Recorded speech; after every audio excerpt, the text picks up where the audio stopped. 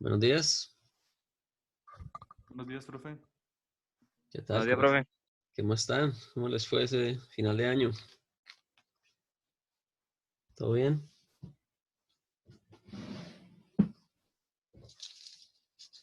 Bien, profe. Sí, señor. Bueno. Bueno, muchachos, vamos a hacer un breve repaso y vamos a continuar con lo que íbamos como para tratar de terminar el tema rápidamente y tratar de como de seguir el cronograma que tenemos planteado, ¿no? Am, bueno, entonces estamos viendo el tema de mezclas vapor aire seco, ¿no? Vamos a abrir aquí la presentación.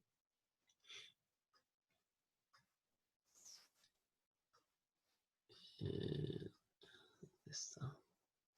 Aquí. Bueno, entonces estamos trabajando este tema, ¿no? De la ciclometría. Ya habíamos empezado a hablar de cómo eran los procesos de aire acondicionado, ¿no? Entonces habíamos iniciado con los procesos simples, que son los procesos en donde únicamente ocurría o calentamiento o humidificación, ¿sí? Entonces ya habíamos trabajado pues todo el tema que era la parte de enfriamiento y calentamiento simple, ¿sí? Que yo les había dicho que en estos procesos lo único que ocurría, digamos, en términos generales era que la energía sensible del aire estaba cambiando, ¿no? O sea, estaba cambiando la temperatura del aire, pero sin haber modificaciones de la proporción de aire con agua. Entonces, habíamos visto que en la carta psicométrica todos los procesos de calentamiento o de enfriamiento simple implicaban un movimiento horizontal en la carta, ¿sí? Esto traía como consecuencias que las humedades relativas sí podían cambiar, ¿sí? Y de hecho, cuando se presenta el calentamiento simple, es que se hace necesario realizar la humidificación del aire, puesto que am, digamos que esta cae significativamente, ¿no? Entonces, calentar mucho el aire con un radiador, por ejemplo, puede provocar que ese aire sea muy seco y, bueno, produzca todo lo que tiene que ver con la insatisfacción a las condiciones ambientales, que era lo que habíamos considerado cuando vimos la parte de confort, ¿no? Entonces habíamos hablado también que siempre que estemos hablando del confort humano, estamos hablando de que necesitamos controlar algunas variables del aire atmosférico, ¿no? Para que, digamos, se coloquen las condiciones adecuadas para que uno se sienta cómodo. Bueno, entonces, habíamos visto entonces todo lo que es el calentamiento, el enfriamiento simple, y habíamos planteado las ecuaciones, ¿no? Entonces habíamos llegado a esta ecuación, en donde en este caso describíamos únicamente el calor sensible, ¿no? Porque, como les decía, aquí no tenemos variaciones de humedad, entonces no tenemos un calor latente de evaporación del agua o de condensación del agua en el aire. Mm, Bueno, esta es la parte simple, ¿no? Después habíamos visto, bueno, aquí algunos ejemplos de radiadores. Am, Después habíamos visto que esta fue la última clase que trabajamos, ¿no? Que ya habíamos empezado el tema de los procesos de aire acondicionado. Entonces, en la clase pasada habíamos visto el tema de la humidificación. Y en el tema de la humidificación, pues habíamos visto que se podían presentar diferentes procesos, ¿sí? El primero de ellos era una humidificación simple, que era este que habíamos denominado 2,3-A, ¿sí? Ese proceso de humidificación simple tiene como único, digamos, tiene como único efecto una evaporación del agua, ¿no? Y que habíamos dicho que se mantenía la temperatura del bulbo seco constante. Entonces, cuando se mantiene la temperatura del bulbo seco constante, nosotros tenemos una relación entre la variación de entalpías y la variación de humedades absolutas, que la habíamos denominado como HW, ¿sí? Y que cuando ese HW tenía una pendiente característica con esta recta o con esta línea vertical, la denominábamos como un H a temperatura de bulbo seco constante, ¿sí? Y que ese H funcionaba como una referencia, ¿sí? Cuando los valores de ese HW son mayores que este valor, entonces tenemos una humidificación con calentamiento. Yo les había dicho que esa humidificación con calentamiento se podría hacer con, por ejemplo, con agua caliente, atomizada, o con vapor de agua, ¿sí? Sin embargo, digamos que hacerlo de esa manera no es como lo más práctico, sino que normalmente lo que se hacía era un calentamiento sensible y una humidificación con agua a temperatura ambiente, lo cual produce un enfriamiento. Entonces es como si yo tuviera dos procesos, uno de calentamiento simple y uno de humidificación con agua a temperatura ambiente, que generalmente produce un enfriamiento. También habíamos visto el caso de un proceso de humidificación con enfriamiento, que es este que vemos acá, el 23C, ¿sí? Que es cuando el HW es menor que el HW a temperatura de bulbo seco constante, ¿sí? O sea, a partir de esta referencia, si el valor de HW es mayor, tenemos calentamiento, si es menor, tenemos enfriamiento. En la próxima clase, cuando veamos ya la parte de lo que es esto, la determinación de, digamos, de las cargas térmicas y eso, vamos a mirar que estas relaciones, si nos damos cuenta, en la mayoría de los procesos que vamos a ver, siempre vamos a establecer una relación de delta de H con delta de humedades absolutas, ¿sí? Y vamos a mirar que esto es útil en la carta porque nos permite identificar qué es lo que está ocurriendo. Bueno, y habíamos visto que existía un caso particular de la humidificación, que es cuando nosotros tenemos la humidificación con enfriamiento, pero a temperatura bulbo húmedo constante, ¿no? Entonces, digamos, como si estuviera ocurriendo lo que ocurre normalmente en un saturador adiabático, que es que nosotros vamos a producir el enfriamiento en una cámara aislada térmicamente y que ese enfriamiento va a hacer que se llegue hasta el punto de saturación, ¿no? Entonces, es decir, hasta que lleguemos a esta línea de acá, ¿sí? Cuando llegamos a esta línea de acá, nosotros vamos a tener que el proceso sigue una línea que garantiza que la temperatura del bulbo húmedo sea la misma, ¿no? O bueno, aproximadamente la misma, ¿no? Porque aquí lo que estamos garantizando es que las entalpías van a ser muy próximas, es decir, esta diferencia de H3D menos H2, ¿sí? Que es la diferencia entre estos dos puntos entre entalpías, tiende a cero, ¿no?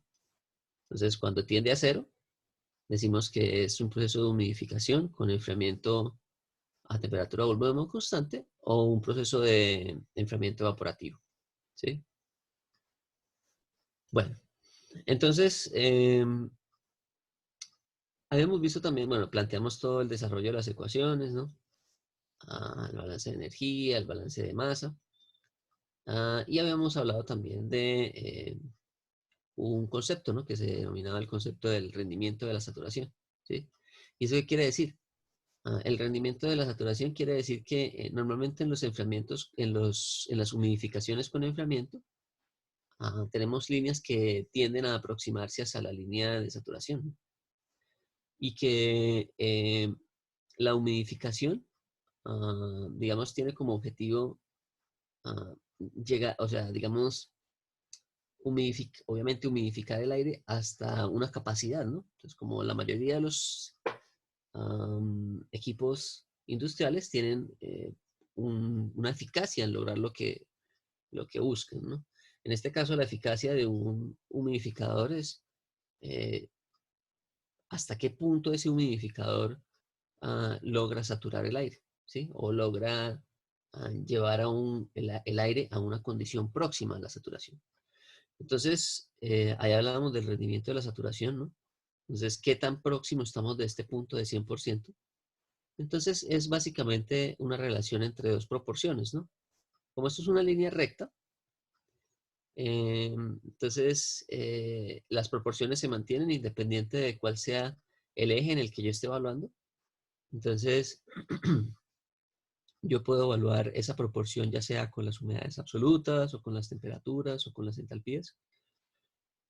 Y lo que me muestra pues es una relación entre la condición final, que es esta 3, este punto 3 que yo coloqué aquí, con relación a la inicial, como les digo, ya sea una relación de temperaturas, humedades o entalpías,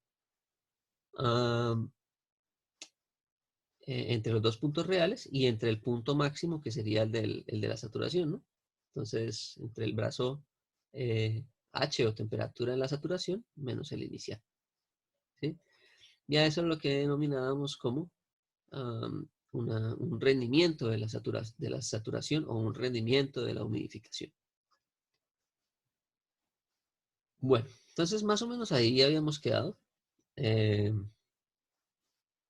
y pues yo también les había mostrado aquí, ¿no? Que existían diferentes tipos de humidificadores, ¿no?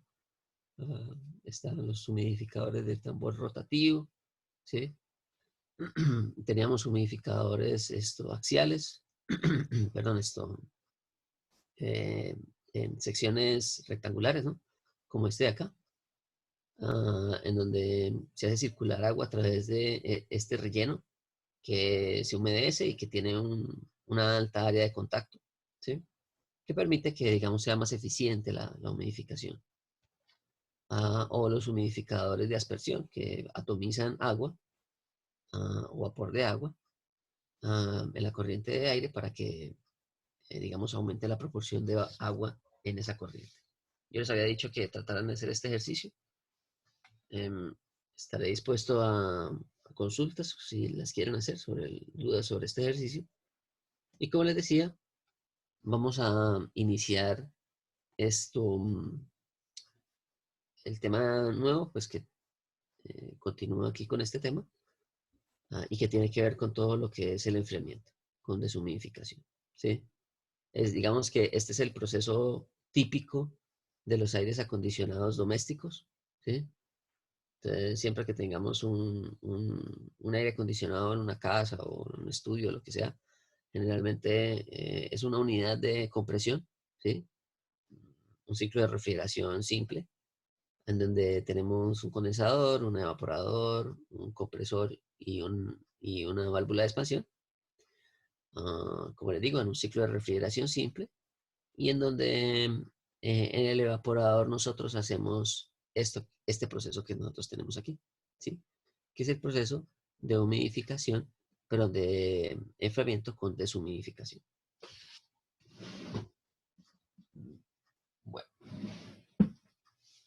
entonces iniciamos de una vez aquí con esto. Ok, entonces los procesos de enfriamiento con deshumidificación, mmm, vamos a considerar, como en los casos anteriores, un ducto de aire, ¿sí? Entonces aquí tenemos nuestro ducto de aire. A través de este ducto de aire, normalmente las paredes en los ductos de aire acondicionado siempre se mantienen con un aislamiento térmico, ¿sí? Para evitar que hayan pérdidas asociadas a la transferencia de calor a través de estas superficies. Y entonces nosotros hacemos circular aquí una corriente de aire. ¿Listo? Entonces vamos a tener aquí una corriente de aire que la vamos a denominar 1 y que esa corriente de aire tiene unas características, una temperatura del bulbo seco, una humedad relativa y una humedad absoluta. ¿Listo? Entonces, ¿qué es esto del enfriamiento con deshumidificación? ¿Sí? Como les decía, es el proceso característico en la mayoría de los sistemas de aire acondicionado convencionales, en donde normalmente uno hace pasar una corriente de aire a través de un evaporador, ¿no? Entonces vamos a considerar el evaporador aquí como una especie de serpentín, ¿sí? Entonces, a través de este serpentín está fluyendo un líquido refrigerante. Entonces aquí vamos a tener un M de refrigerante un M punto, y que está saliendo por acá, ¿no? Entonces por aquí entra y por aquí sale ese refrigerante. Entonces, bueno,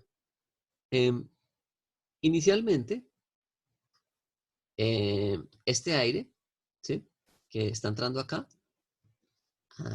en la medida en que entra en contacto con estos serpentines, que en realidad, em, bueno, ahorita más adelante les mostraré algunas tecnologías, particularmente las de mini split, que son como las más utilizadas hoy en día a nivel doméstico, ¿sí?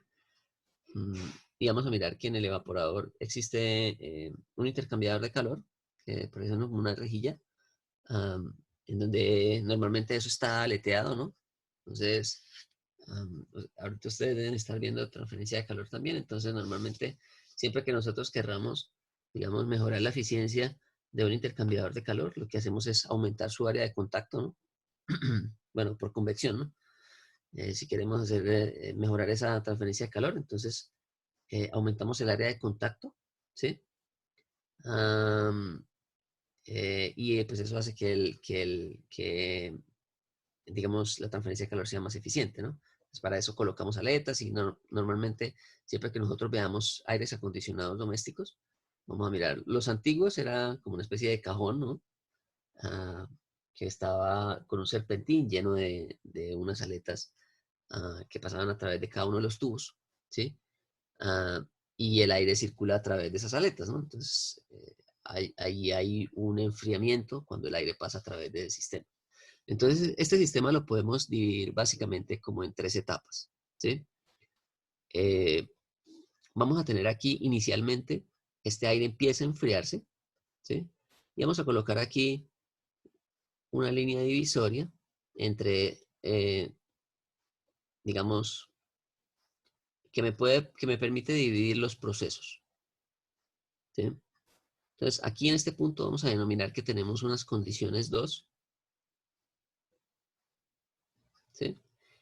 Y que posteriormente el aire aquí sale a unas condiciones 3. ¿Listo? Entonces, aquí en 3 vamos a tener también una temperatura 3, una humedad absoluta 3 y una humedad relativa 3. Bueno, entonces, eh,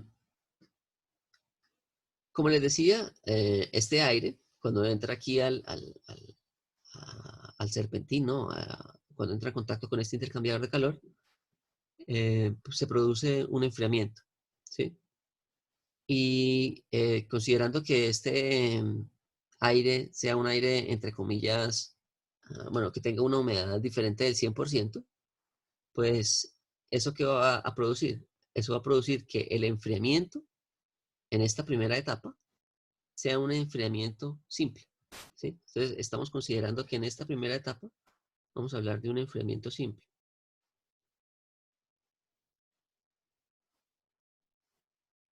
Un enfriamiento simple del aire. ¿Eso qué quiere decir? Que el aire únicamente está variando su temperatura, ¿sí? Pero que ese aire no está siendo alterado en las características de la cantidad de humedad en ese aire, de humedad absoluta, ¿no? Es decir, la proporción de vapor de agua y aire se está manteniendo en este proceso, ¿sí? ¿Eso qué quiere decir? Que el W2 es igual al W1, ¿listo? Y que el omega 1, perdón, que el omega 2, ¿qué creen que está ocurriendo con el omega 2? ¿Cuál va a ser el límite de aquí del omega 2, del FI2, ¿no? De la humedad absoluta? ¿Cuál va a ser el límite del enfriamiento? Entonces vamos a mirar aquí en la carta ciclométrica lo que estaría ocurriendo. Vamos a colocar aquí nuestro estado 2 por acá. ¿Listo? Si esto es un serpentín que está frío, ¿no? Entonces se presenta un enfriamiento simple. Y yo les había dicho que el enfriamiento simple se presentaba como una línea horizontal.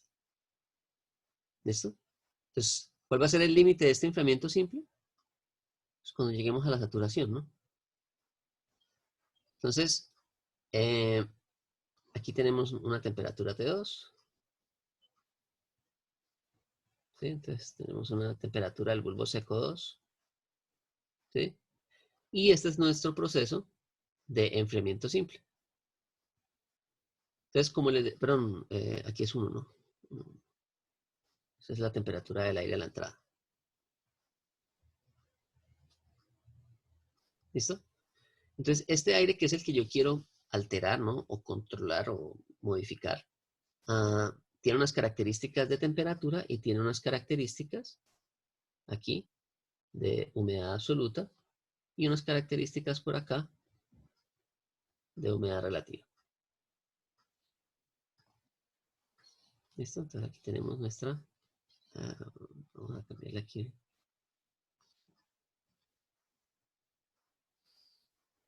¿Listo? Entonces aquí tenemos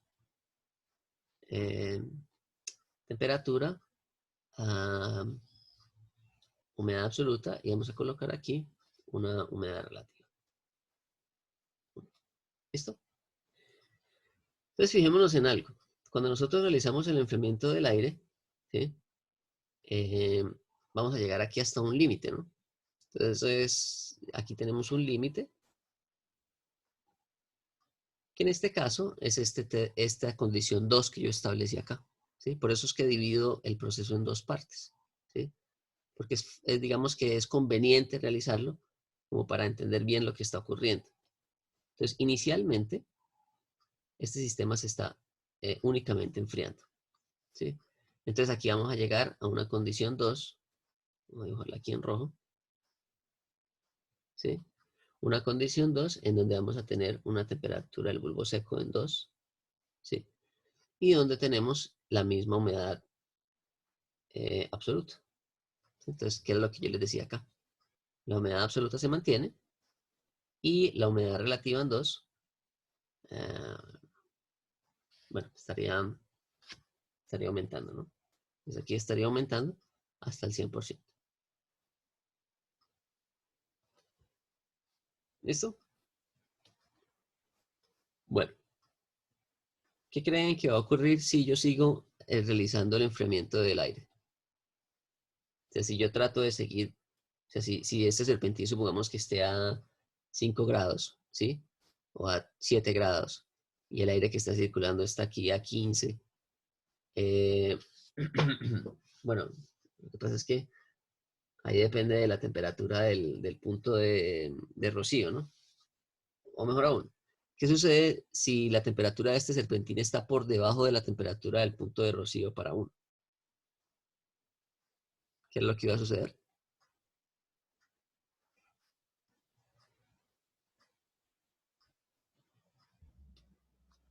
Se condensa. Empieza a haber una condensación, ¿no? Entonces, vamos a correr esto acá un poco. O vamos a quitar esto de acá. Para mostrar lo siguiente. Si ustedes se han dado cuenta, la mayoría de los aires acondicionados siempre está como goteando, ¿no? O sea, por la parte de atrás o por algún punto debe tener algún conducto, debe tener alguna manguerita por donde sale el condensado, ¿sí? Entonces, normalmente en los aires acondicionados, normalmente tienen en la parte interior, tienen un recipiente en donde se está almacenando ese condensado, ¿no? Entonces, una vez que llegamos aquí a la condición de saturación, ¿sí? O al punto de rocío, porque recordemos que la presión la estamos manteniendo constante aquí, ¿sí? Cuando llegamos al punto de rocío y seguimos haciendo un enfriamiento, lo que hacemos es que en la superficie de este intercambiador empezamos a precipitar goticas, ¿sí? Entonces empiezan a precipitar algunas gotas de agua y esas goticas de agua pues van a empezar, digamos, a caer aquí en este recipiente, ¿sí? Que es un recipiente de condensados. Aquí estoy exagerando, ¿no? Y esto normalmente se extrae con una manguerita hacia el exterior, ¿sí? Entonces siempre que vean ustedes un aire acondicionado, normalmente tiene eso, ¿sí? O normalmente usted ve que debajo del aire acondicionado está mojado o está húmedo o lo que sea, y es justamente por eso, porque ese aire tiene que, digamos, extraer esa cantidad de condensado del, del aire, ¿no? Bueno, entonces aquí lo que nosotros tenemos ya no es un enfriamiento simple, ¿sí? Sino que es un enfriamiento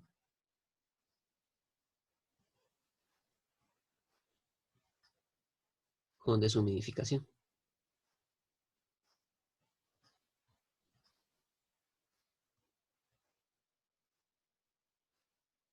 que es el título de esta sección, ¿no? Entonces, básicamente, como nosotros seguimos enfriando el sistema, este sistema, pues, ¿cuál va a ser la tendencia a este sistema? La tendencia a este sistema va a ser seguir esta línea de saturación, pero en la dirección de enfriamiento, ¿sí? Entonces, en ese caso, ¿qué va a ocurrir? Como nosotros estamos extrayendo una cantidad de agua del aire, ¿sí? Entonces, necesariamente, aquí en 3, la humedad en 3, ¿sí? Debe ser menor, la humedad absoluta en 3, debe ser menor que la humedad absoluta en 2 o en 1, ¿sí? ¿Por qué? Porque yo estoy retirando agua del aire, una cantidad de agua del aire. Al retirar una cantidad de agua del aire, yo estoy alterando esta proporción, ¿sí? Porque recordemos que W es igual a una relación entre la masa de vapor sobre la masa de aire seco, ¿no? Entonces, como yo estoy retirando masa de vapor del sistema, de la mezcla de aire y agua, entonces esta proporción está disminuyendo, ¿sí? Y al disminuir esa proporción, pues necesariamente tiene que disminuir esta línea en este sentido, ¿no? Entonces, disminuye la cantidad de humedad absoluta y disminuye su temperatura, ¿sí? Que lo que les digo, imaginémonos que aquí la temperatura del punto de rocío para estas condiciones de 1 es de, qué sé yo, que sea de 7 grados, ¿sí? Pero la temperatura del serpentín supongamos que esté a 4 grados. Entonces, la tendencia del aire es a enfriarse hasta 4 grados. Pero para poder enfriarse hasta 4 grados, necesariamente tiene que retirar una cantidad de agua del aire para que pueda llegar a esa condición. Entonces, básicamente aquí lo que ocurre es que el sistema sigue una línea para, digamos, siguiendo la línea de saturación, ¿sí? Entonces, el proceso va a seguir esta línea de saturación hasta que vamos a llegar aquí a la condición 3, ¿no? Entonces vamos a marcar aquí 3 con azul. Aquí colocamos nuestro valor de 3. Y en 3 ya tendríamos nosotros nuestra temperatura del bulbo seco en la condición final, ¿sí? Entonces, como les decía, básicamente la mayoría de los procesos digamos, de los sistemas de aire acondicionado domésticos sigue esta línea de proceso, ¿sí? Que nosotros en algunas ocasiones la podemos mencionar también como una línea ah, con estas características, ¿sí? Nosotros podemos decir que es una línea que sigue, digamos, en términos generales, el proceso es este de acá, ¿sí? A nosotros nos interesan son las condiciones iniciales y finales de este proceso. Entonces, en muchas ocasiones lo podemos describir como algo así, ¿sí? Esto es lo que está ocurriendo en términos, digamos, globales, ¿no? Entonces, ¿para qué nos sirve describir este proceso como esto que les planteé aquí? Entonces vamos a mirar que aquí también aparece un concepto relacionado, digamos, con esa efectividad de ese sistema de llevarme hasta esta temperatura 3, ¿sí? Recordemos que la temperatura 3 acá, básicamente, va a ser la misma temperatura del serpentín, ¿sí? Entonces, recordemos, este serpentín tiene la capacidad de enfriar hasta 3, qué sé yo, supongamos que aquí son 3 grados, 4 grados, 5 grados, ¿sí? Y que esta temperatura del serpentín está caracterizada por, digamos, la temperatura de este refrigerante, ¿sí? Entonces, el aire va a tender a enfriarse hasta esta temperatura, considerando que sea un intercambiador de calor, digamos, ideal, ¿no? Entonces, el aire, en teoría, se enfriaría hasta esa temperatura del serpentín, ¿no? Sin embargo, nosotros sabemos que eso es imposible, ¿no? Entonces siempre hay una eficacia en los intercambiadores de calor, en donde los fluidos que se están, digamos, intercambiando energía, tienen una capacidad máxima de intercambio, y lo cual hace que sus temperaturas difieran un poco, ¿no? Entonces, bueno, entonces, ¿qué es lo que va a suceder acá? Es que, bueno, será que primero planteamos las ecuaciones y después miramos esto. Sí, planteemos las ecuaciones y después volvemos a este tema de lo que sería la eficacia de ese sistema, ¿sí? Entonces, como les decía, este sistema se puede plantear como un sistema donde ocurren dos procesos, ¿no? Un enfriamiento simple y después un enfriamiento con deshumidificación. En el enfriamiento simple tenemos aquí unas características. Entonces, nosotros habíamos dicho que las humedades absolutas se mantienen, puesto que no estoy cambiando la proporción de aire y agua. Y como resultado final en el estado 2 tengo una saturación, ¿sí? El proceso 2.3 sigue la línea de saturación y por lo tanto la humedad en 3, la humedad relativa en 3, se mantiene a 100% en las condiciones ideales, ¿sí?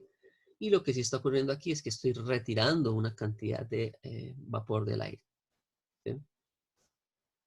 Hasta llegar a un determinado punto acá. Bueno. Ahora lo que vamos a mirar es como lo mismo que hicimos con los procesos pasados, es mirar cómo planteamos las ecuaciones que, digamos, me caracterizan este proceso. Entonces, vamos a iniciar entonces con con las ecuaciones de la conservación de la masa. Entonces vamos a colocar aquí balance de masa.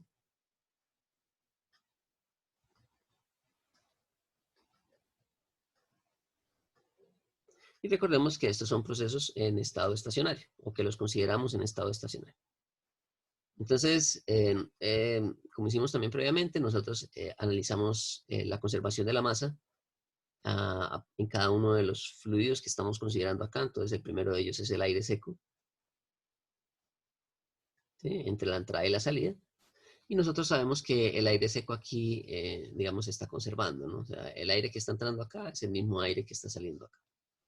Entonces, nosotros decíamos que el aire seco es igual a la masa del aire seco en la condición 1, es igual a la masa del aire seco en la condición 2, es igual a la masa del aire seco en la condición 3, que lo definimos simplemente como una masa de aire seco. ¿Listo?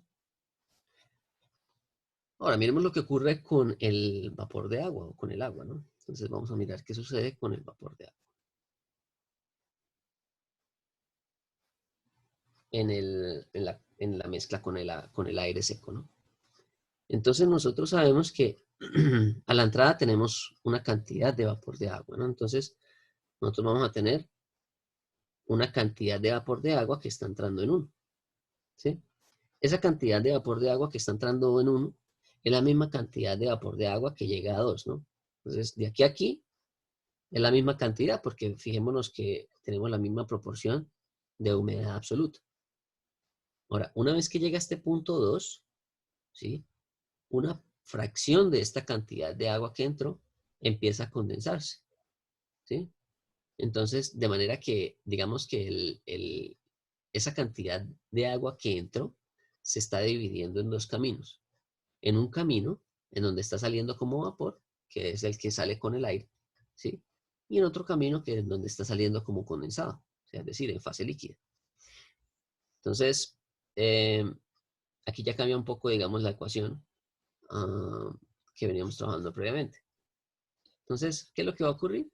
Es que ese aire que entró, perdón, ese vapor de agua que entró, se divide en una cantidad que sale en el vapor,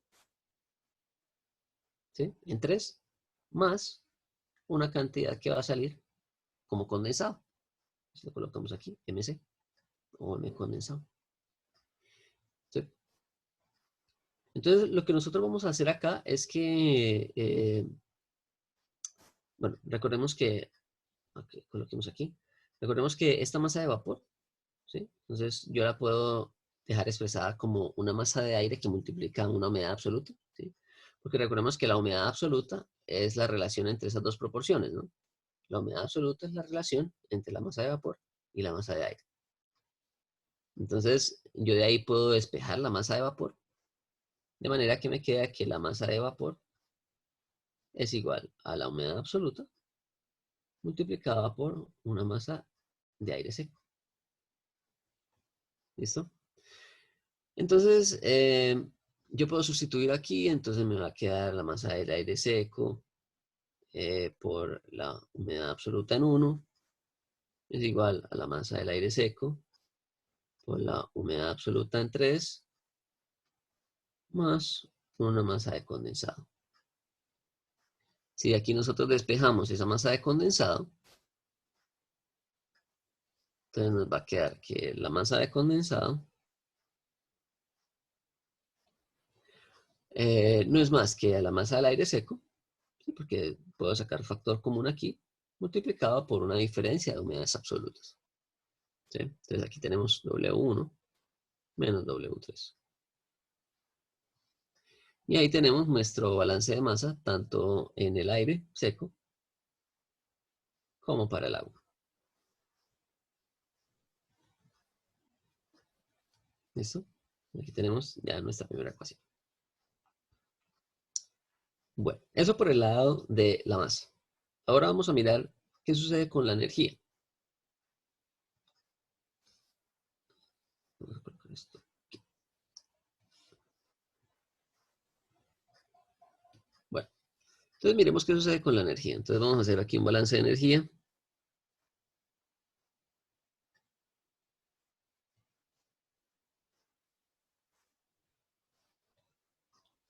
¿Listo? Y en ese balance de energía, pues planteamos nuestra ecuación de primera ley para un sistema estacionario, digamos, genérico, ¿no? Entonces, como les digo, yo siempre parto de la ecuación, digamos, completa, ¿no? Tenemos calor neto menos trabajo neto, más la sumatoria de los flujos que están entrando, de las energías asociadas a los flujos que entran, ¿sí? Menos la energía que está saliendo asociada a los flujos que están saliendo. Y que todo esto es igual a la variación de la energía dentro de mi volumen de control en el tiempo. ¿Listo? Como sabemos que es un sistema estacionario, ese término se elimina. Eh, digamos que estos sistemas de acondicionamiento de aire generalmente tienen aquí un ventiladorcito, ¿sí? Para que, digamos, yo tenga una convección forzada, que es más eficiente, ¿no? En este tipo de casos. Entonces, en teoría yo tendría aquí una cantidad de trabajo, ¿sí? Un trabajo mecánico de ese ventilador que estaría esto eh, forzando el aire a pasar a través del serpentín, pero en este caso lo vamos a desconsiderar, ¿no? Entonces, si me dicen que considere que el, qué sé yo, que el ventilador consume un porcentaje de la potencia del compresor, entonces pues yo lo colocaría ahí como un trabajo neto. Pero en este caso lo vamos a desconsiderar. ¿Listo? Entonces, bueno, tal vez nos faltó aquí colocar cuál va a ser nuestro volumen de control, ¿no? Recordemos que siempre que nosotros vayamos a hacer un balance de energía, necesitamos definir un volumen de control y el volumen de control que nosotros vamos a definir lo podemos, recordemos que aquí el volumen de control lo podemos, digamos, colocar de dos formas, ¿no? Yo puedo colocar un volumen de control que me incluya el serpentín, ¿cierto? Entonces, si me está incluyendo el serpentín dentro del volumen de control, ¿cuáles serían los intercambios de energía? Entonces, si yo incluyo el serpentín dentro de mi volumen de control, yo tendría una entalpía aquí a la entrada, una entalpía aquí a la salida del aire y del vapor de agua. Aquí una entalpía de salida del condensado. Y yo tendría una entalpía del refrigerante de entrada y una entalpía del refrigerante a la salida. ¿Sí? Ahora, a nosotros nos interesa saber aquí cuál es el calor que se está retirando de este flujo. ¿Sí? si a mí lo que me interesa es saber cuál es el calor que yo estoy retirando del flujo, pues lo que hago es que excluyo el serpentín de mi volumen de control, ¿no? Entonces, es como si yo le colocara aquí a través de esta superficie del serpentín mi frontera, ¿no? Entonces mi frontera excluye el serpentín, de manera que en lugar de considerar las entalpías de entrada y salida del refrigerante, lo que yo estoy considerando acá es un calor transferido del aire hacia el serpentín, ¿no? Es decir, el serpentín captura parte de la energía que tiene el aire para enfriarlo, ¿no? Entonces aquí nosotros vamos a colocar que hay un calor que se está transfiriendo en esta dirección y que lo consideramos como un calor de enfriamiento, ¿sí? Entonces, decir, como el calor está saliendo del sistema, entonces lo vamos a colocar aquí como menos un calor o una tasa de transferencia de calor de enfriamiento, ¿sí? El calor sale, tiene signo negativo. Bueno, entonces eso va a ser igual a ¿qué? Entonces, a las entalpías que estarían entrando en este sistema, que sería únicamente la entalpía del aire, la entalpía de la mezcla aire-vapor, ¿no? A la entrada. Entonces aquí tendríamos un M punto multiplicado por una entalpía en 1, ¿sí? Y lo que está saliendo acá, perdón, más, no sé, más esto, y lo que estaría saliendo, ¿no? Entonces está saliendo eh, un aire, ¿no? Con una entalpía en 3. Y está saliendo aquí un condensado, ¿no? Entonces tenemos aquí un flujo de condensado con una entalpía del fluido, ¿no? A las temperaturas 3, ¿no? Como les decía, nosotros vamos a considerar que a la salida si digamos, si la eficiencia de intercambio de calor es lo suficientemente, o es la ideal, yo considero que la temperatura del líquido, esta temperatura del líquido acá, ¿sí? Entonces, recordemos que aquí hay un condensado, ¿no? Ese condensado llega hasta una determinada temperatura, ¿sí? Entonces, si la efectividad de este sistema es ideal, entonces yo digo que la temperatura de ese condensado es igual a la temperatura del aire, ¿sí? Porque el aire necesita llegar a esa temperatura para condensarse. Entonces, digamos que esa es la consideración ahí. Bueno, entonces, si nosotros seguimos desarrollando esta ecuación, pues, bueno, y esto es igual a 0, ¿no? Entonces, si nosotros despejamos de aquí el calor de enfriamiento, entonces nos va a quedar que el calor de enfriamiento va a ser igual. Recordemos que esta masa, este MC, yo lo dejé aquí en función de la masa de aire seco, ¿sí? De manera que yo podría, digamos que simplificar esa ecuación. O, digamos, podría factorizar un poco esa ecuación. Entonces, me iría a quedar algo más o menos así. Me quedaría, vamos a agrupar aquí, entonces tendría yo la masa del aire seco que multiplica una variación de entalpías acá, ¿sí? H3 menos H1, ¿sí? Y aquí más, eh, perdón, H1 menos H3, y aquí menos. H1 menos H3 menos la energía que se fue como condensado, ¿no? Entonces, menos esta cantidad acá por el HF a la temperatura T3. Listo. Bueno, entonces,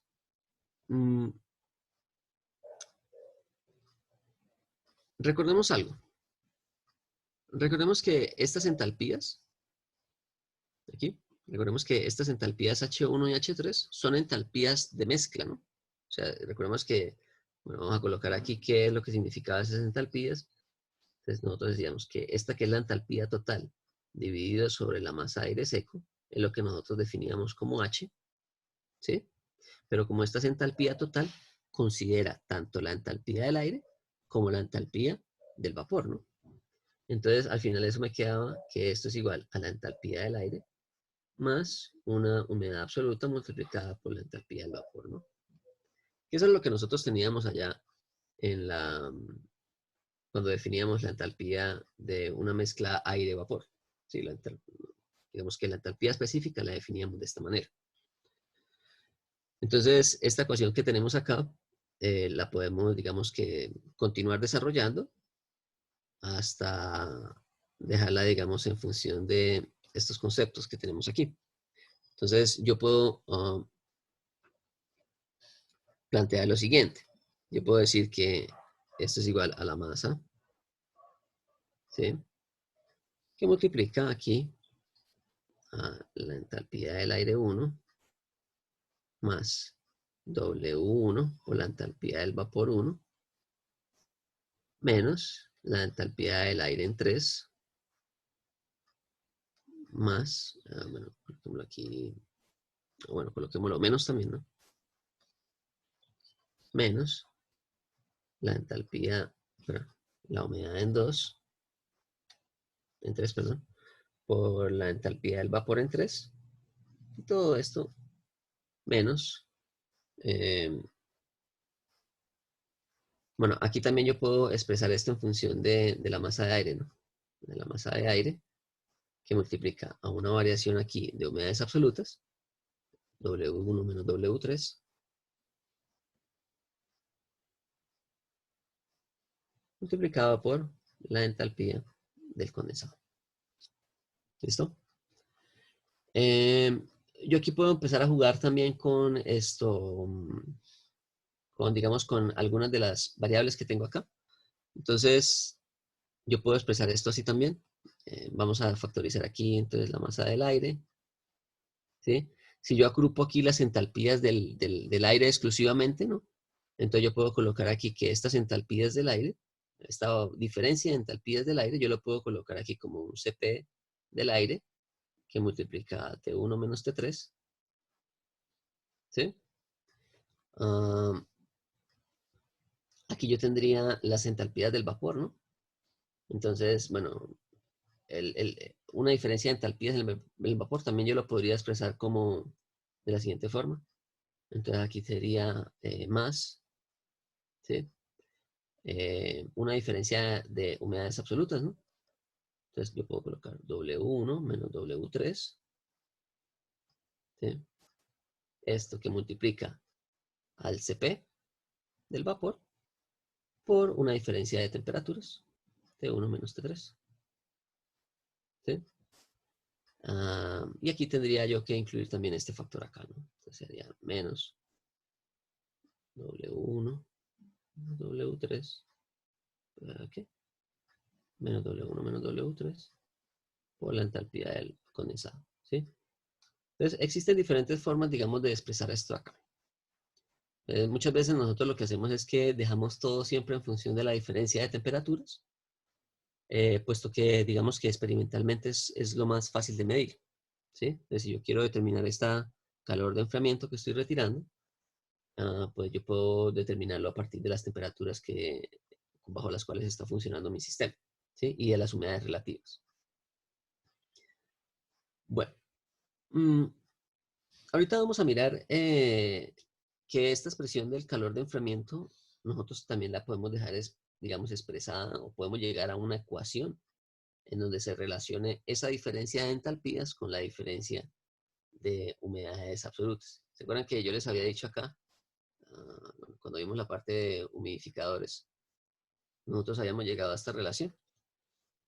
Delta H sobre delta W, ¿sí? Y que ese delta H sobre ese delta W en este diagrama, o en la carta ciclométrica, se ve como una línea recta que describe el proceso, ¿sí? Lo que pasa es que, digamos, no es un plano cartesiano porque no son planos ortogonales, entonces, digamos que esa inclinación no es tan evidente, pero existe una inclinación entre esas dos variables.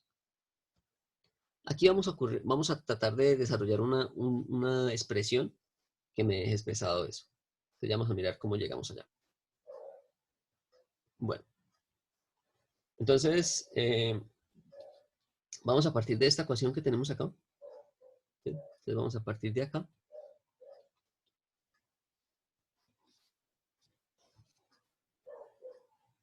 Vamos a decir lo siguiente. Vamos a agrupar o vamos a agarrar este término que tenemos aquí y lo vamos a despejar digamos, de la ecuación. Entonces vamos a colocar acá que el calor de enfriamiento más el MC por el HF a la temperatura T3 es igual a la masa del aire seco que multiplica a una diferencia de entalpías.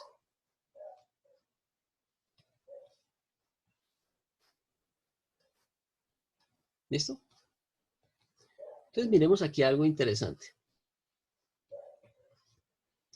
Esta diferencia de entalpías, ¿qué es lo que me está expresando? O sea, ¿ustedes qué piensan que quiere decir esta diferencia, o este término que tenemos aquí al lado derecho de la igualdad? ¿Eso qué indica?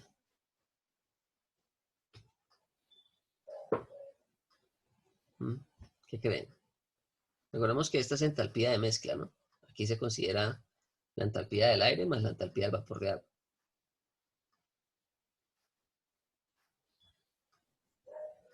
¿Qué piensan ahí?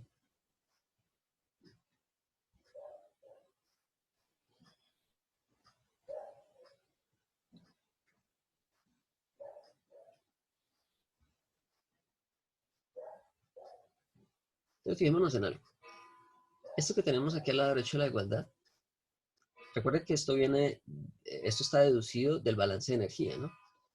Aquí tenemos nuestro balance de energía y lo que nosotros tenemos aquí en esta expresión no es más que la variación de la energía en la corriente de aire. ¿Sí? El aire considerándolo como una mezcla de aire seco con vapor de agua, ¿no? Porque como les decía, estas entalpías influyen cada uno de esos dos, digamos, de esas dos sustancias. Entonces, esto que tenemos aquí es la variación de la energía del aire entre estos dos puntos, entre la salida y la entrada, o entre la entrada y la salida. ¿Listo? Entonces, ¿qué provocó esa variación de energía entre estos dos puntos? La provocó, en primer lugar, un calor de enfriamiento. ¿Sí? Es decir, hubo una cantidad de energía que se le retiró a este aire que entró en forma de calor, o en forma de calor sensible. ¿Sí? Entonces, hay un calor sensible que se le retiró al aire acá, ¿sí? Y que es ese calor sensible que nosotros teníamos allá.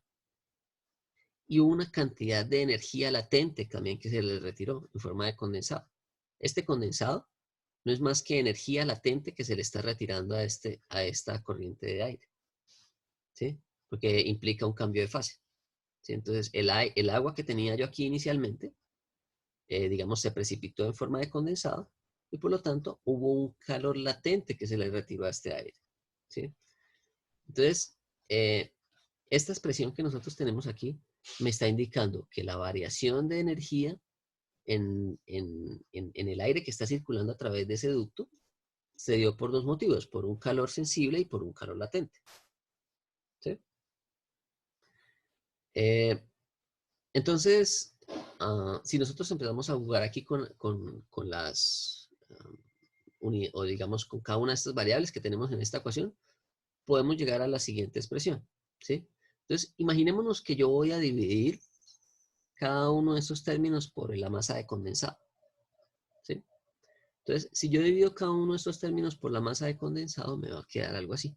Me va a quedar que esto queda calor de enfriamiento sobre la masa de condensado más el HF a la temperatura T3 es igual a la masa del aire que multiplica H1 menos H3 sobre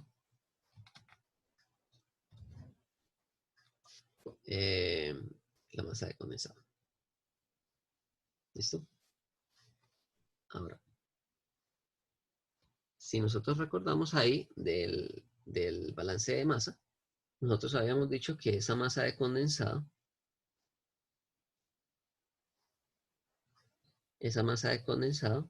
era equivalente a tener la masa de aire que multiplica a W1 menos W3. Entonces, fijémonos que estamos cancelando estas dos masas y nos queda esa expresión que es la relación entre entalpías y humedades absolutas. ¿Sí? Entonces nos va a quedar que el calor de enfriamiento sobre la masa de condensado más la entalpía de ese condensado a la temperatura T3 es igual a la relación de entalpías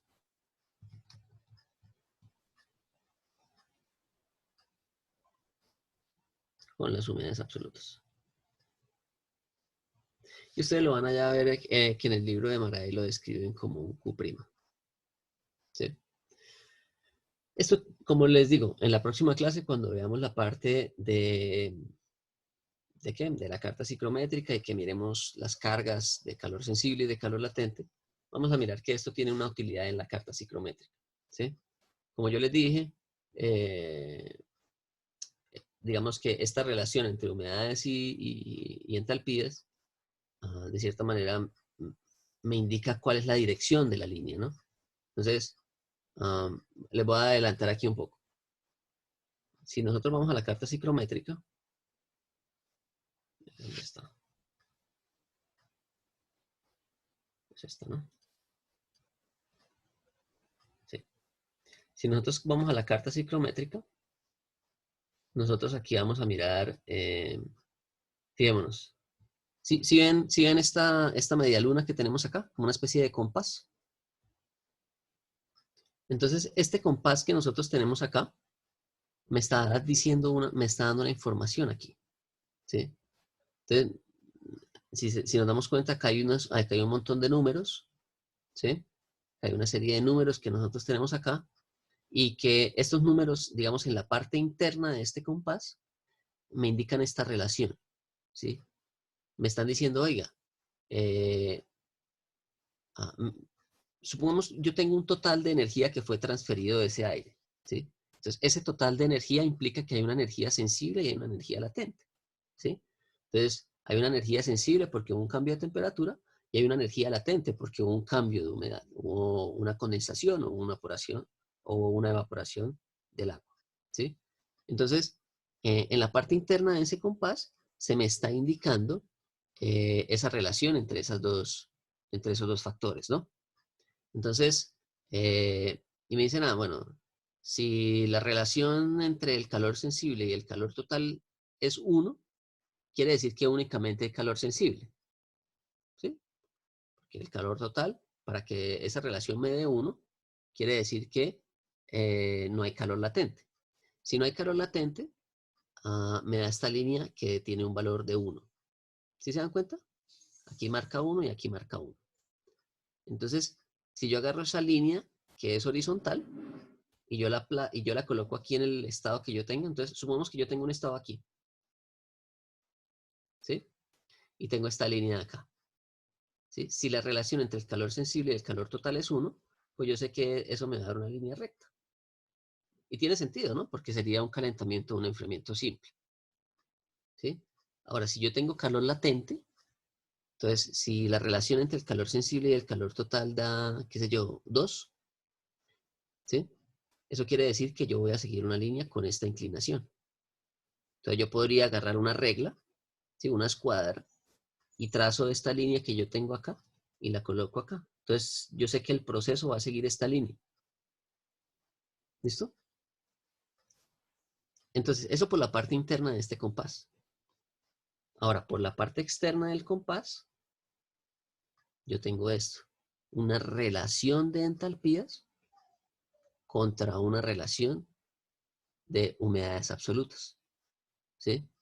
Entonces, perdón. Bueno, como yo les mostré, tanto en la humidificación como en el tema que estamos viendo hoy, siempre vamos a llegar a esta expresión, delta H sobre delta W. ¿Sí? Y ese delta H sobre ese delta W, por la parte externa, me da un valor. ¿Sí? Y ese valor me indica cuál es la inclinación del proceso en la carta. ¿Sí? Entonces, si yo ese delta H, si yo ese delta H sobre ese delta W me da que es 1, ¿sí? Entonces aquí tengo el 1 acá. Entonces yo sé que tiene una inclinación más o menos así. ¿Sí? Si me da 2.5, entonces tiene una inclinación así. ¿Sí? Entonces, tiene esa utilidad, digamos, conocer esa relación entre humedades y entalpías, ¿sí? Porque en la carta ciclométrica facilita saber cuál es la dirección del proceso, ¿vale? Entonces, ahí estamos, Profe, qué digamos pena. que, ¿sí? ¿Sí? Profe, ¿podría volver a explicar cómo ubicar en la tabla los valores? Si quieren, en la próxima clase vamos a hacer eso, ¿sí? Entonces, con un ejemplo, ¿no? Entonces, fíjese que aquí tenemos entalpías y humedades relativas, ¿no? Entonces, no sé, supongamos que, a ver,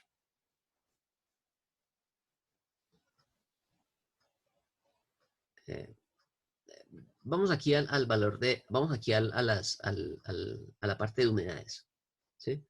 Como para entender un poco más eso. Si nosotros venimos aquí a las humedades, recordemos lo siguiente. Tenemos estos procesos, ¿no? Cada uno de estos procesos tiene un HW, ¿sí? Y ese HW es eso que les acabé de decir. Es una relación entre entalpías y humedades absolutas, ¿sí? En el caso particular de cuando yo tengo un enfriamiento evaporativo, ese HW tiende a cero, porque las entalpías de entrada y de salida tienden a cero porque como él sigue una línea de temperatura de bulbo húmedo constante, las líneas de temperatura de bulbo húmedo constante son casi que paralelas a las de las entalpías. Entonces, en ese caso, por ejemplo, si yo analizo el 2,3D, yo tengo un delta H que tiende a cero. Entonces, si nosotros vamos a la carta ciclométrica, nosotros podemos buscar esa. Mire, aquí tenemos cero. Cuando tiende a cero, ¿sí? El proceso tiene esta inclinación, ¿sí? Entonces, imagínense que usted traza una línea acá que pasa por ese cero. Bueno, aquí. ¿Sí? Fíjese que en la parte externa se le traza como unas líneas, cada una con una cierta inclinación, ¿no? Entonces, si yo tengo aquí cero, entonces yo tengo esta línea de acá, ¿sí? Si yo ubico mi punto en la carta ciclométrica, yo sé que mi punto en la carta ciclométrica es este, ¿sí? Entonces, yo a partir de esta relación de entalpías y humedades absolutas, yo tengo este valor que es cero y simplemente agarro esta línea y la coloco acá. ¿Listo? Entonces yo sé que el punto 2 o el punto final de mi proceso tiene que estar sobre esta línea. Ahora, si usted fue allá y hizo el cálculo de delta H sobre delta W y le da que da un valor de 2. Supongamos que le da un valor de 2. Entonces usted sabe que si le da un valor de 2, tiene más o menos esta inclinación, ¿sí? O sea, usted parte aquí del punto central, traza una línea desde el punto central hasta el punto que le haya dado, ¿sí? Y usted tiene esta línea. Entonces usted con una escuadra podría agarrar, o bueno, aquí digitalmente, usted puede agarrar y usted sabe, el punto final de mi proceso tiene que estar sobre esta línea con este ángulo. ¿Listo? Entonces, digamos que conocer esta relación de entalpías y humedades absolutas les permite a ustedes en la carta ciclométrica conocer sobre qué línea va a estar su punto final. ¿Listo? ¿Sí quedó claro?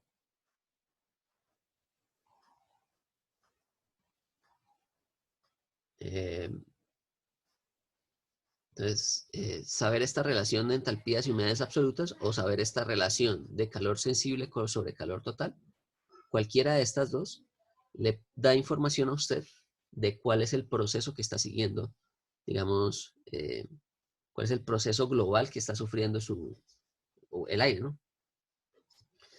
Entonces, miremos esto ya con el caso del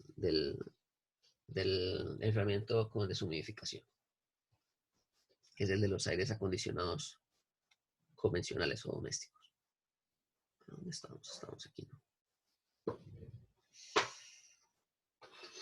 Un segundo. Ya. Bueno. Entonces nosotros teníamos esta expresión aquí, ¿no? Entonces tenemos aquí esto nos va a ser útil.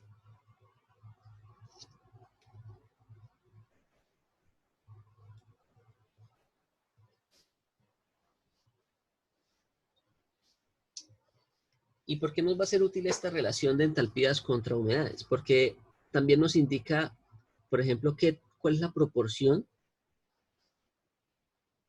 Si nos dimos cuenta en la carta psicométrica, por un lado teníamos esta relación de entalpías y humedades, y por el otro lado teníamos una relación entre el calor sensible y el calor total, ¿no? Entonces, conocer esa relación de humedades y entalpías me da información de qué tanta cantidad de la energía de ese sistema es calor latente y qué tanta cantidad de la energía de ese proceso que está ocurriendo es calor sensible. Entonces, nos da información de lo que está ocurriendo en ese, digamos, en ese tratamiento del aire. Bueno, entonces, como les digo, en el libro de Faraday lo encuentran como un Q', esta expresión para el calor de enfriamiento. ¿Sí? Entonces, vamos a volver aquí atrás, aquí a la parte de la carta psicométrica, ¿sí? Y analicemos esto como si fuese un único proceso, ¿no? Entonces, imaginémonos que este es un proceso 1-3, ¿sí? Y que ese proceso 1-3, digamos que en términos generales sigue esta línea, ¿sí? O sea, yo estoy pasando de una condición 1 a una condición 3,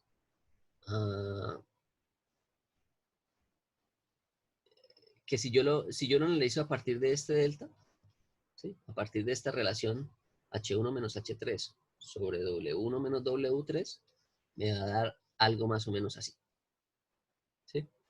Ya,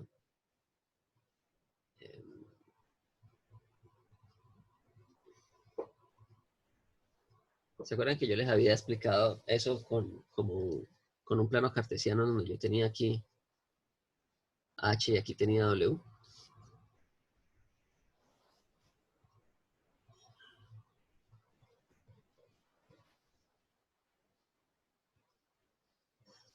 H y aquí W, ¿sí? Entonces imaginémonos que aquí tenemos H1, W1 y W3. Y aquí tenemos H1 y aquí H3. Y que eso lo podía yo interpretar, esa relación entre H's y W's, yo lo podía interpretar como una recta, ¿no? ¿Sí? Es decir, o básicamente como la inclinación de esa recta. ¿Sí? Pero eso es como si yo tuviera aquí un plano cartesiano con, digamos, con ejes ortogonales. Pero aquí no tengo ejes ortogonales, ¿no? Entonces, aquí tendría yo un valor, en este caso sería Q1, ¿sí? Que sería la pendiente. Si yo tuviera estos planos en un plano cartesiano, estas variables en un plano cartesiano. Entonces, esta línea recta que yo tengo acá, la puedo describir como esta línea recta 1, 3, ¿sí? Solo que, digamos, ese proceso 1, 3, si yo lo quiero analizar, digamos, bueno, en realidad esto no es una línea de proceso, ¿no? Esto es más cuál va a ser la inclinación que me une esos dos puntos, ¿no? Porque el proceso como tal, nosotros sabemos que es este que sigue esta línea, ¿no? O sea, el proceso real es un enfriamiento con una deshumidificación posterior, ¿no? Pero en términos globales yo lo podría unir esto con una recta porque es esta relación Q. Bueno, ¿por qué estoy hablando de todo esto? Entonces, por el siguiente motivo. Cuando usted hace pasar aire a través de ese serpentín, ¿sí? Digamos que el aire que está próximo ahí ocurre pues un efecto convectivo, ¿no? Entonces, recordemos el efecto convectivo, tenemos una superficie, esa superficie tiene una temperatura superficial, ¿sí? Y cuando nosotros hacemos pasar un fluido a través de esa superficie, ese fluido existe una capa límite, ¿no? Entonces empieza a desarrollar una capa límite en donde por acá hay una temperatura TW, ¿no? ¿Sí? Y el intercambio de calor ocurre dentro de esa capa límite. ¿Sí? Entonces, el paso del aire a través de ese serpentín va a ser que haya una fracción del aire que se enfría, ¿sí? Pero es probable que haya una cantidad de aire que no alcance a enfriarse hasta esa temperatura, ¿sí? Entonces, cuando el aire se hace pasar a través de ese serpentín, hay una cantidad del aire que se enfría, pero hay otra cantidad de aire que no se alcanza a enfriar hasta esa temperatura, ¿sí? Entonces, digamos que en la superficie del serpentín se presenta el condensado, ¿no? Entonces, en la superficie del serpentín sí se alcanza a presentar un condensado. Pero el aire que está circulando a través de ese serpentín no alcanza a enfriarse hasta la temperatura del serpentín, ¿sí? Entonces, ahí lo que ocurre es que, en términos generales, este proceso 1-3 es un proceso, digamos, ideal, ¿sí? Porque en la realidad lo que ocurre es que este proceso tiene, digamos, una eficiencia, tiene una eficacia. Y existe un punto por acá, que es el punto real de ese proceso, ¿sí? Entonces, nuevamente, yo hago un enfriamiento simple, ¿sí? Yo presento un enfriamiento simple, pero ese enfriamiento simple tampoco llega acá hasta el valor de 2, sino que va a llegar acá un poquito antes. Llega acá un poco antes, porque no todo el aire alcanza a entrar en contacto con el serpentín, ¿sí? Entonces, a pesar de que el serpentín está presentando condensado, porque si hay una cantidad de aire que se enfría hasta ese valor, hay otra cantidad de aire que no se enfría, ¿sí?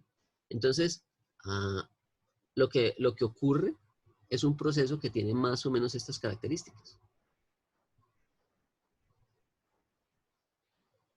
¿sí? Y esas características están indicadas por lo que se llama un factor de desvío o un factor de desviación, ¿sí? Entonces, aquí vamos a colocar nuestro valor 3 real y este es un valor 3 ideal, ¿sí? Entonces, la condición ideal es cuando yo llego a la saturación.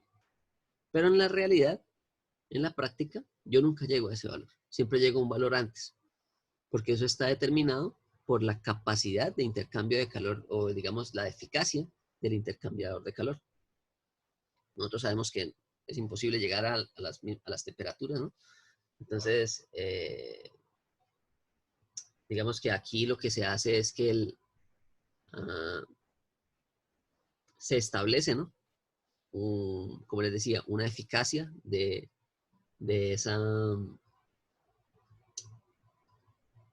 ese enfriamiento con deshumidificación. Entonces, a esa eficacia la vamos a determinar mediante un factor que se llama un factor de desviación. Vamos a ver cómo estamos aquí despacio. Vamos a colocarlo por acá. Vamos a colocar eso por aquí. Vamos a colocar aquí factor de desviación. ¿Sí? Que normalmente se define con la letra beta. ¿Listo? Entonces, ese factor de desviación, lo voy a colocar aquí como beta, lo que me relaciona es lo siguiente. Me dice, ¿cuál es la fracción del fluido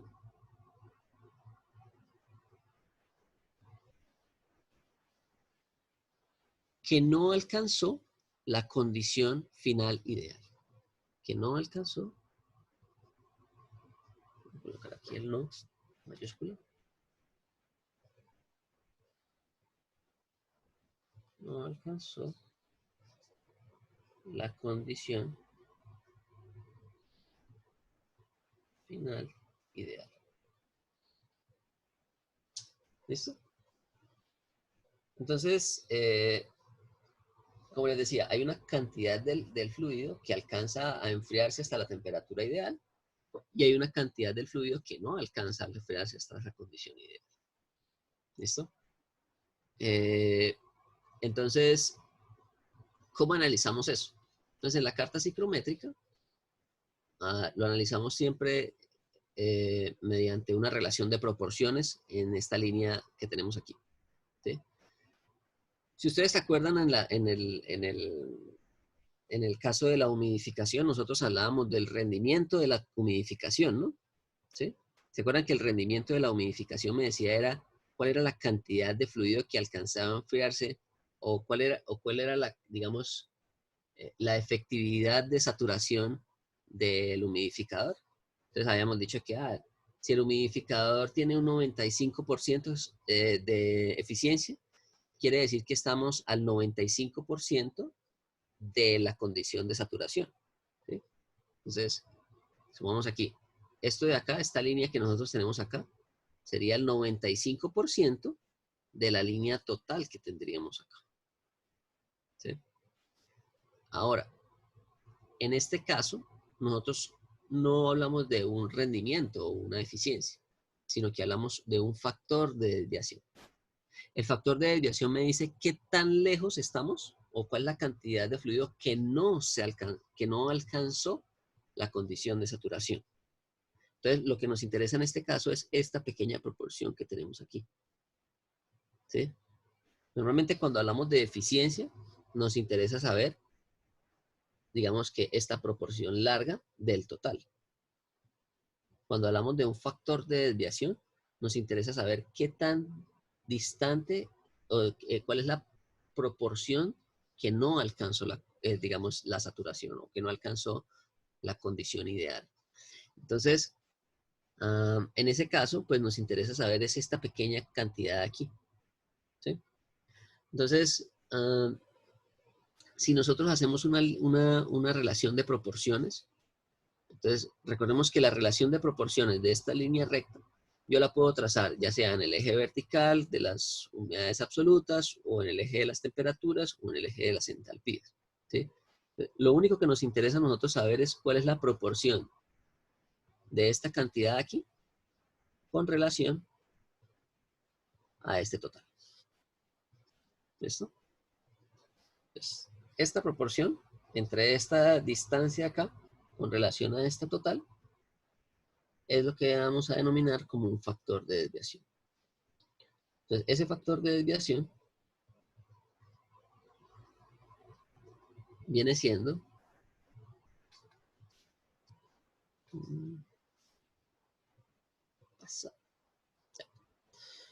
lo siguiente. Entonces, vamos a colocarlo aquí, por ejemplo, con las humedades absolutas. Vamos a colocarlo aquí. W3, ¿sí? A ver. W3, el W3 real, ¿no? Menos el W3 ideal sobre el W1 menos el W3 ideal.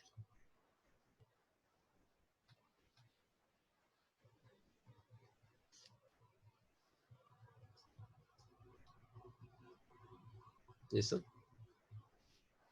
Y esto generalmente da un valor pequeño, ¿sí? Así de cabeza no me acuerdo muy bien, pero alrededor del 3-5% estamos hablando. Déjenme reviso aquí mis anotaciones. ¿Cuál es el...? ¿Hay alguna duda hasta el momento? ¿Alguna pregunta? Déjenme, ya les indico cuáles son los valores típicos de ese coeficiente.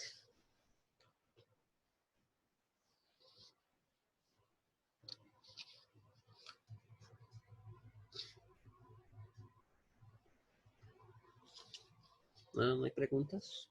¿Dudas?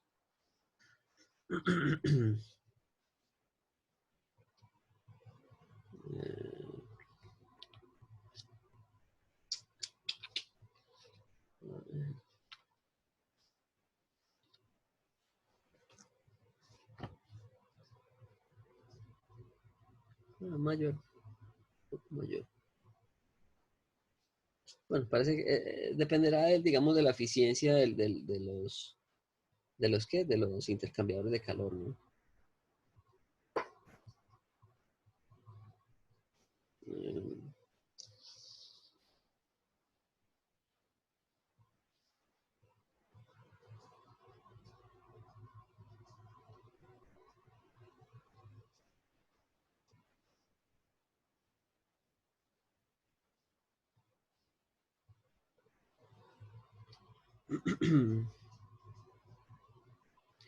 Es mayor de lo que... Entonces varían entre un 5 a un 40%. ¿Sí? Esto nuevamente son informaciones que estoy sacando del libro de Maradei.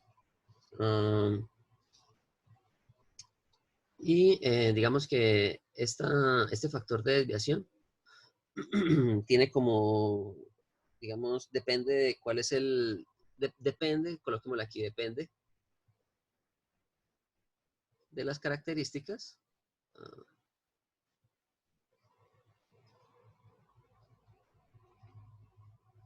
de las características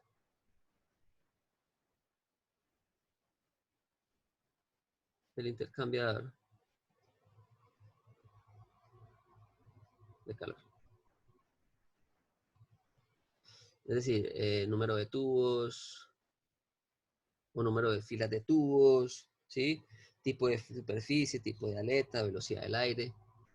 Entonces, básicamente depende de cuál es la relación, cuáles son las características operativas y de diseño del intercambiador de calor, ¿vale? Entonces, pero sí puede variar un poco más de lo que yo pensaba. Entonces, estamos hablando de un 5 a un 40% de desviación, digamos, del punto, entre el punto ideal y el punto real, ¿sí? Ahora, hablemos un poco de ese punto ideal, ¿no? Entonces, ese punto ideal que lo denominábamos aquí 3 ideal, normalmente se le asume un nombre, digamos, tiene un nombre ya preestablecido en la práctica, ¿no? A ese punto ideal lo denominábamos un ADP. ¿Listo? Entonces, siempre que se hable del ADP, es la condición ideal a la cual puede llegar un sistema de enfriamiento con deshumidificación. ¿Listo? Entonces, este punto 3, que ideal que nosotros colocamos acá, el punto 3 ideal,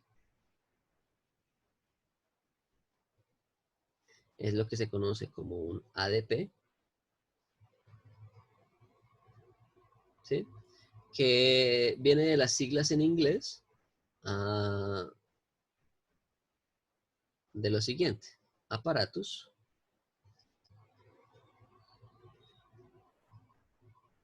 dew point. ¿Listo? ¿Eso qué significa? Entonces estamos hablando, aparatus dew point significa punto de rocío del serpentín. ¿Sí? O punto de rocío del aire en el serpentín, mejor. ¿Sí? Punto de rocío del vapor de agua en el serpentín.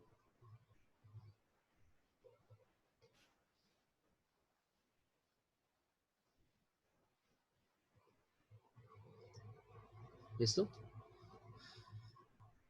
Entonces, siempre que les hablen a ustedes del ADP, ya saben que estamos hablando de este punto 3 ideal en un proceso de enfriamiento con deshumidificación, ¿sí? Y que ese punto, y que ese ADP va a estar, digamos, el punto real de su proceso, de su sistema, va a estar a una distancia de ese punto ideal, ¿sí? Esa distancia desde el punto real y el ADP es lo que denominamos un factor de desviación, o en inglés se llama un bypass factor.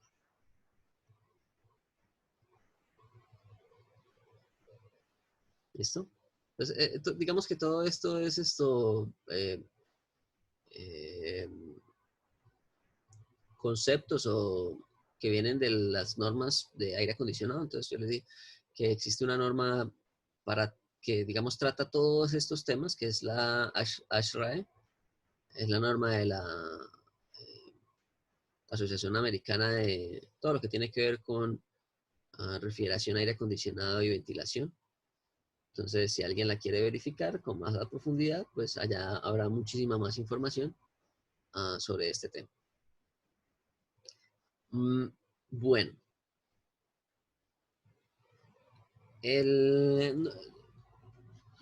digamos que el concepto de factor de desviación es mucho más, digamos, se discute un poco más de ese factor, pero también podríamos hablar del restante, ¿no? O sea, nosotros también podríamos hablar, recordemos, el factor de desviación me indica es cuál es la pequeña proporción de aire que no alcanzó ese punto ideal, ¿sí? Pero nosotros podríamos hablar de la proporción que nos restaría, ¿no? Nosotros podríamos hablar de esta otra relación o esta otra proporción que nos estaría indicando cuál fue la cantidad de aire que sí alcanzó la condición ideal. Sí, sí, sí, más o menos me entienden. O sea, cuál fue la cantidad de aire que sí alcanzó, digamos, a esa condición, ¿no? Entonces, en ese caso, la relación 1 menos beta también tiene un nombre, ¿sí? Porque beta es esa fracción del fluido que no alcanzó, pero nosotros podríamos hablar de una fracción 1 menos beta, y esa fracción 1 menos beta se le indica también un término. Y ese sí es una eficiencia, ¿no? Porque me está, digamos, comparando la cantidad que sí alcanzó esa condición con la total, ¿no? Entonces, en este caso, a ese factor 1 menos beta se le denomina también una eficiencia de la saturación.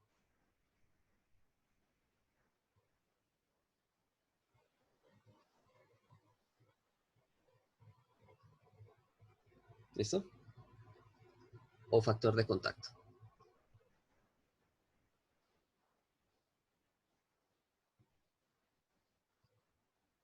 Nuevamente, si nos fijamos la proporción 1 menos beta, que sería esta sobre esta, pues me dice, digamos, cuál fue la eficiencia de llegar a este punto ideal, ¿no? Y recordemos que este punto ideal es el punto de saturación. Entonces, ¿cuál fue la eficiencia de la saturación de ese proceso de enfriamiento con deshumidificación?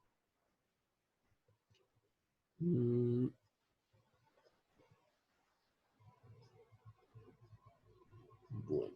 ¿preguntas?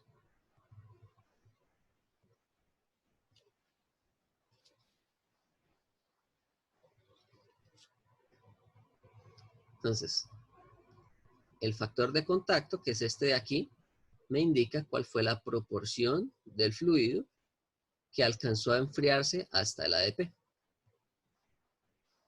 Este valor que tengo aquí, que es el factor de desviación, fue la proporción del fluido que no alcanzó a enfriarse hasta la ADP. ¿Listo?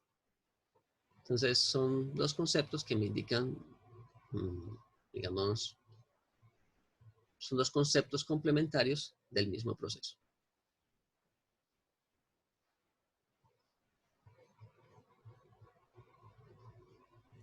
¿Dudas, preguntas?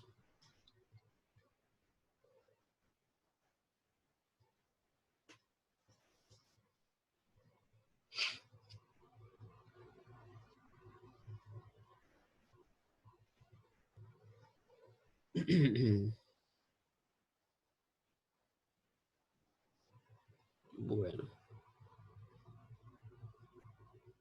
Ok. Entonces, vamos a ver aquí algunas unidades, ¿no? Entonces, como les decía, básicamente este tema del enfriamiento con deshumidificación.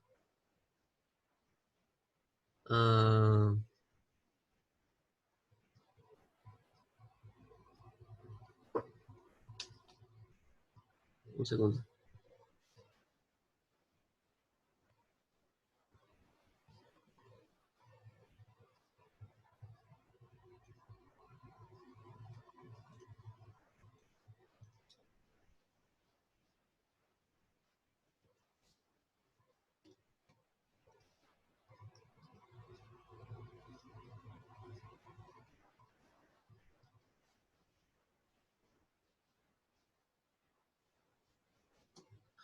Bueno.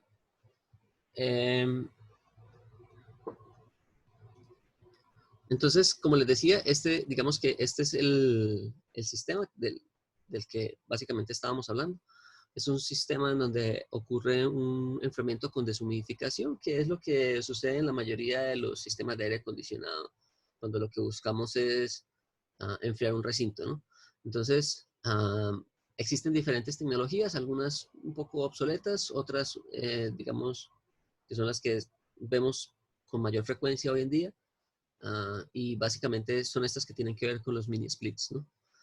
Entonces, cuando estamos hablando de un mini split, es una unidad de aire acondicionado que tiene separado, o sea, tiene, digamos, en dos, eh, digamos, como en dos partes, uh, separado el sistema, ¿no? Entonces, digamos que los sistemas de aire acondicionado antiguos, que eran esos que yo les mencionaba, que es como una especie de cajón que uno coloca en la ventana, ¿sí? O en algunos de los salones del edificio de ingeniería mecánica todavía existen esos sistemas, ¿no? Nosotros vemos que es un cajón que está en la ventana y que tiene una rejilla por donde está el evaporador y en la parte externa está el condensador, ¿no? Entonces, ¿qué es lo que sucede? Que el evaporador entra en contacto con el aire del recinto, lo enfría y lo retorna al recinto, ¿no? Y hay una cantidad de condensado que sale de ese aire, que es el que se elimina ah, eh, con un tubo, una manguerita hacia el ambiente. Entonces, básicamente, estamos hablando de una unidad de compresión, ¿sí? Entonces, si recordamos el ciclo básico de refrigeración, tenemos evaporador, compresor, condensador y válvula de expansión, ¿no? Entonces, el ciclo es básicamente este que tenemos acá.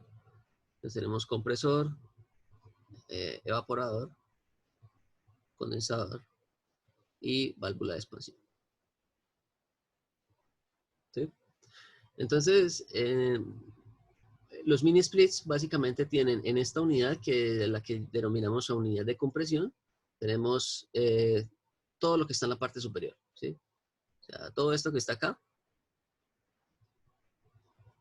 de aquí para arriba, está en esta unidad de compresión, ¿sí? Entonces aquí tenemos el evaporador, pero en el condensador.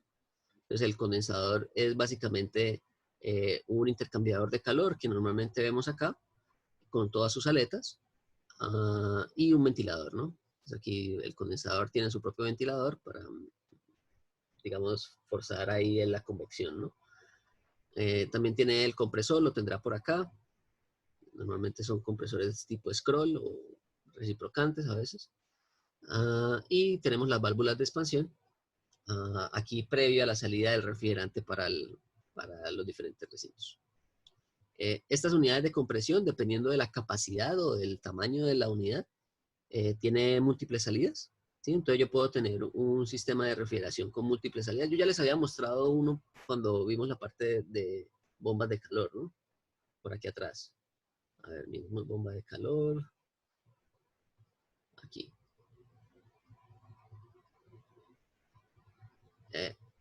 Aquí, fíjense. Esta es una bomba de calor que, digamos, funciona, digamos, muy similar a la unidad de aire acondicionado, ¿no? Solo que estaríamos alterando la parte de condensación con la de evaporación, ¿no? Pero entonces es más o menos esto que tenemos aquí, ¿no? Entonces aquí tenemos una unidad de la cual salen tres, eh, digamos, tiene la posibilidad de sacar tres líneas para diferentes puntos en una casa, ¿sí? Entonces, dependiendo de la capacidad de esta unidad de compresión, pues yo tengo la posibilidad de, digamos, acondicionar el aire en diferentes puntos de un recinto. Bueno.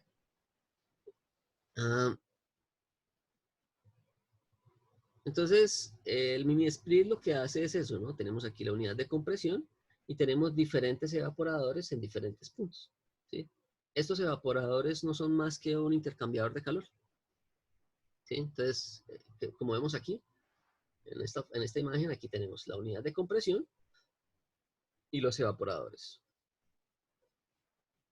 Entonces, aquí tenemos un despiece. Yo lo saqué de una patente de un aire acondicionado. Ay, aquí me faltó colocar la referencia. Pero bueno, esta es una patente ustedes pueden buscar hoy en día muchas patentes, por ejemplo, si quieren saber cuál es el funcionamiento de los equipos, cuáles son las partes, ¿sí? Y en Internet hoy encuentran muy fácilmente esas patentes, ¿no? O si quieren hacer un CAD de alguno de estos equipos, pues en esas patentes siempre están muy bien los despieces y donde se explica qué es cada componente. Y eso. Obviamente no están digamos, bueno, en algunas patentes sí están, ¿no? Pero no en todas las patentes tenemos, digamos, eh, bien detallados los diseños, ¿no? Pero por lo menos ahí algo uno puede sacar de cómo es la configuración y eso. Sí, entonces esto que vemos aquí a la mano izquierda es un despiece de lo que es la unidad de compresión, ¿sí? Entonces, como les decía, la unidad de compresión tiene su compresor, que es este que tenemos acá, ¿sí? Entonces, siempre que ustedes vayan a ver allá una unidad de compresión o si trabajan en esta área, ustedes se van a dar cuenta que esto que tenemos aquí es el compresorcito, ¿sí? Como les digo, puede ser tipo pistón, o sea, reciprocante o tipo scroll. Um, eh, entonces, aquí a la salida del compresor tenemos un refrigerante que sale caliente, ¿no? Va a pasar aquí por este que sería el serpentino o sería el intercambiador de calor del condensador y que tiene acoplado aquí un motor eléctrico con un ventiladorcito. Entonces, el aire entra por acá, se hace pasar perdón, el aire entra por acá, por esta rejilla, se hace pasar por acá y es descargado a partir de esta abertura. Normalmente estos sistemas tienen filtros, ¿no? Para evitar que el intercambiador de calor se llene de material particulado y eso reduce, digamos, la eficiencia de intercambio de calor. Entonces, normalmente hay una serie de filtros, tanto en el evaporador como en el condensador. Bueno, y aquí vemos las válvulas de expansión. Son estas que tenemos aquí. La válvula de expansión es simplemente, no sé si la resolución de para verlo como más en detalle. No. Pero bueno, estas son las válvulas de expansión, ¿sí? Simplemente es un componente pequeñito, es una válvula, como su nombre lo dice, que ya se las había mencionado antes, ¿no? Ya más o menos les había explicado cómo era el funcionamiento de esas válvulas. Bueno, de aquí sale el refrigerante frío, ¿sí? O aquí ocurre, digamos, la caída de presiones del refrigerante y por lo tanto su cambio de fase y su caída en la temperatura. Ese fluido, normalmente a la salida de la válvula de expansión siempre viene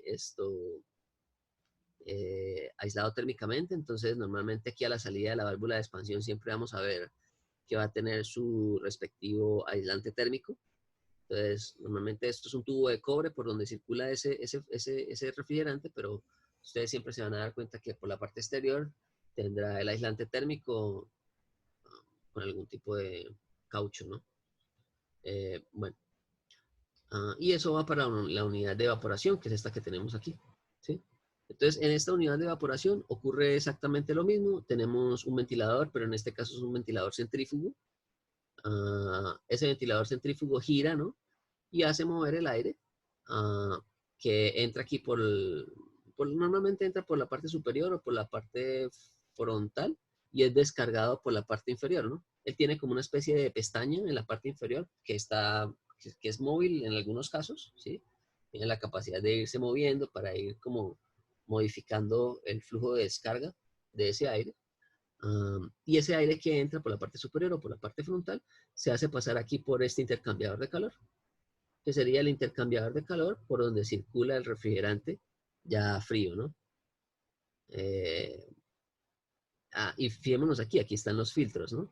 Entonces, este es el filtro de la admisión. Entonces, si nos damos cuenta, en este caso, la admisión es por la parte frontal, ¿sí? Entonces, el aire entra por acá, es forzado aquí por el ventilador a salir por la parte inferior. Y bueno, entonces eso es más o menos digamos, como el modo de funcionamiento de este tipo de aires, ¿no? Y pues bueno, aquí ya existen otro montón de piezas que hacen más parte como de la parte mecánica digamos, del movimiento, de lo que les decía de la descarga. Y aquí hay, bueno, habrá otros componentes ya normalmente en las, como les decía, en esas patentes, en la patente siempre van explicando qué es cada uno de estos números, ¿no? Entonces, cuando usted la lee, normalmente una patente puede tener 10, 15 páginas. Pero si usted quiere entender bien a profundidad un equipo de estos, pues lo puede buscar ahí en internet fácilmente. Ustedes van a Google Patents y colocan allá unidad de compresión de un aire acondicionado mini split y van a encontrar un montón, ¿sí? De diferentes marcas y de diferentes países. O, bueno, este sistema que tenemos acá es el mismo que hay en una nevera, ¿sí?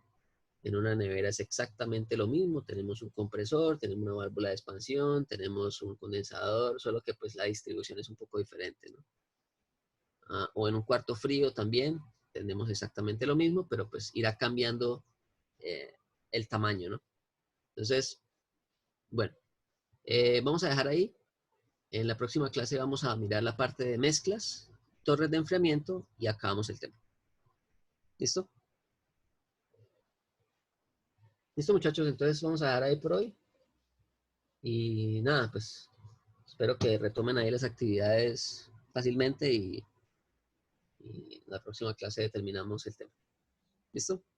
Listo, profe. Muchas gracias. Muchas Bueno, gracias. muchachos, que tengan buen día. Listo, profe, hasta luego. Hasta luego, Chao, gracias. pues. Gracias. Luego. Hasta luego, profe. Chao.